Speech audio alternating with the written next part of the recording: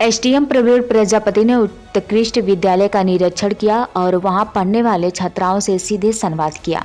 छात्राओं ने एसडीएम के सक्षम बिल्डिंग और अन्य सुविधाओं की समस्या को रखते हुए एक आवेदन सौंपा। आवेदन में उन्होंने संदीपनी विद्यालय की पुरानी बिल्डिंग उपलब्ध कराने की मांग की। उनका कहना है कि संदीपनी विद्यालय का नवीन भवन बनकर तैयार है और आगामी शिक्षा सत्र में खाली हो जाएगा, जिसे उन्हें प्रदान किया जाना चाहिए।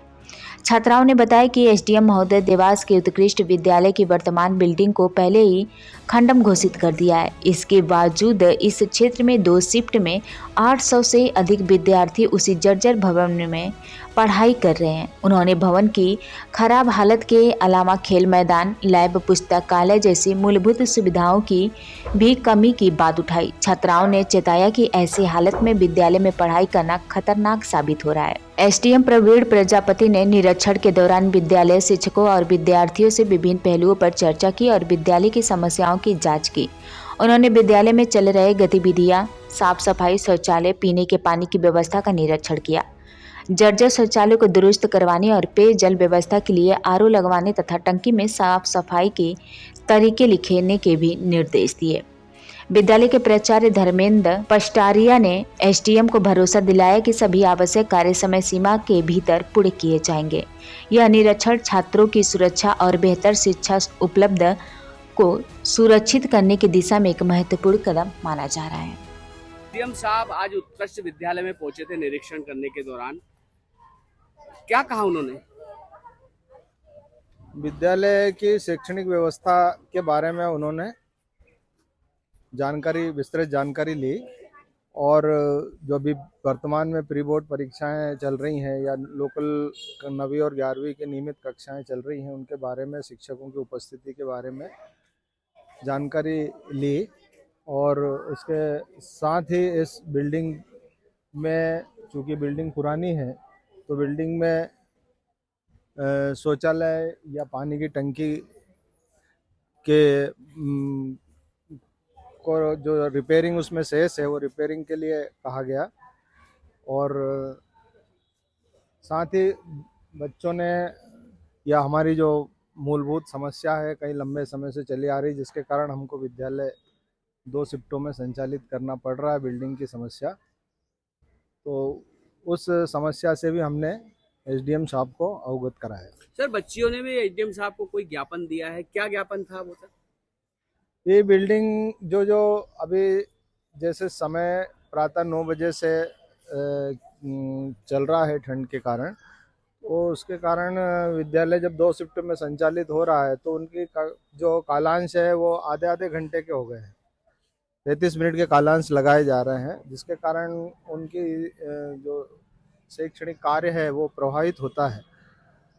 और बिल्डिंग की व्यवस्था के संबंध में यहाँ अव्यवस्था की, जैसे अब 10 क्लासेस हैं, है ना, लैब का वर्क नहीं हो पा रहा है, लैब वर्क नहीं हो पा रहा है क्योंकि लैब के लिए कोई अतिरिक्त कक्ष उपलब्ध नहीं है।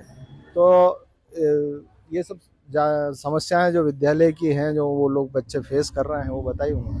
सर, उन्होंने कोई नया जो भवन है सीएम राइज वाला, उस भवन को देने का भी मांग की है सर उन्होंने? हाँ जी, हाँ, वो चूँकि वर्तमान में हमारे अभी इतने अधिक बच्चे होने के कारण कोई वैकल्पिक व्यवस्था नहीं थी, उसके कारण जो बिल्डिंग का अधिकांश भाग 13-14 कमरे कंडम घोषित किए हैं कलेक्टर महोदय द्वारा, तो जो शेष बचे 10 कमरे हैं उनमें विद्यालय संचालित हो रहा है। तो उसका कारण वरिष्ठ कार्यालय को इस बात से अवगत है और उन्होंने कहा कि आगामी सत्र में जो है ये जो मॉडल स्कूल की बिल्डिंग में सीएम राइज स्कूल संचालित हो रहा है, तो वो जब विद्यालय जून जुलाई तक शिफ्ट होने की संभावना है, तो आगामी सत्र में जो कक्षाएं हैं, जो मॉडल उत्कृष्ट विद्यालय कक्षाएं हैं, वो मॉडल स्कूल की बिल्डिंग में हमको दी जाए, ताकि हमारा विद्यालय हम 1 शिफ्ट में संचालित कर सकें, हमको अच्छा खेल मैदान मिल सके और हमारी पढ़ाई अच्छे से हो। Thank you sir, thank you. किस कक्षा में पढ़ती हो और किस विद्यालय में पढ़ती हो? मेरा नाम रक्षा जायसवाल है, मैं उत्कृष्ट विद्यालय में पढ़ती हूँ। मेरी कक्षा 11 कॉमर्स है। क्या समस्या है आपके विद्यालय में? हमारी समस्या ये है कि ये जो आपको स्कूल दिख रहा है इस तरफ, ये कलेक्टर महोदय ने इसे क्षतिग्रस्त घोषित कर दिया है। तो इस एरिया में हम क्लासेस नहीं लगा पाते हैं।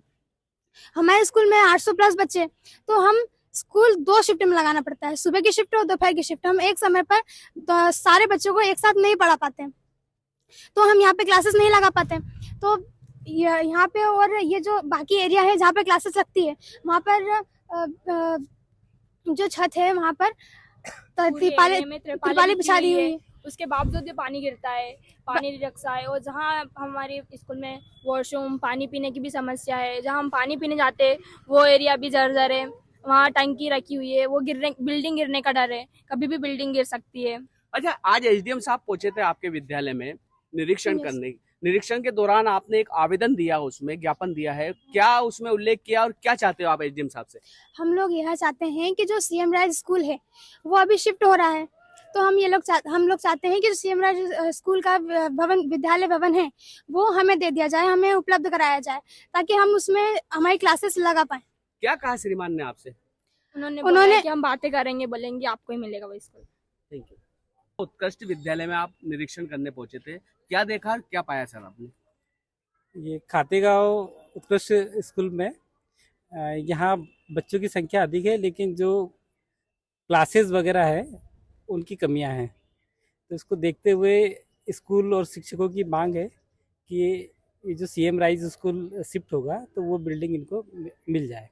साथ ही यहाँ ये भी देखा कि इनके जो बालक बालिकाओं के जो शौचालय है वो बड़ी जर्जर स्थिति में है, इनको ठीक कराने के निर्देश दिए। साथ ही पेयजल की जो टंकी कब साफ करी गई इसकी कोई तिथि नहीं थी, तो टंकी साफ करने के भी निर्देशित किया गया है कि पर्याप्त पानी रहे, शुद्ध रहे। और आरओ भी खराब था, तो आरओ को नया आरओ लगाने के लिए निर्देशित किया गया है। Thank you.